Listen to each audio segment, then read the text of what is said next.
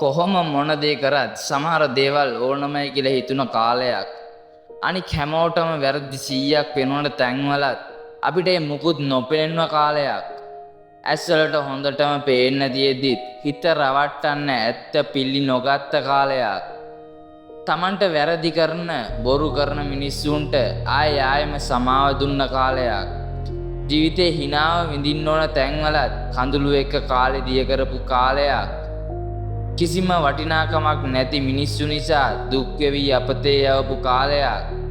ඔව් මිනිස්සුන්ට තියෙනවා එහෙම කාල. දකින්න දෙයටත් වඩා හදවතට මුල් තැන දීගෙන අන්ධකාරයෙන් ඇස් වහන් ඉඳපු කාල. අන්නේ කාලවලින් මිදුන දවසට මිනිස්සුන්ට ලොකු නිදහසක් දැනෙනවා. එදාට මේ මිනිස්සුන්ට දැනෙන්න ගන්නවා අමාරුවෙන් අල්ලන් හිටපු දේවල් අත්හැරපු තරමට ලැබෙන ජීවිතේ හරි සැහැල්ලුයි කියලා.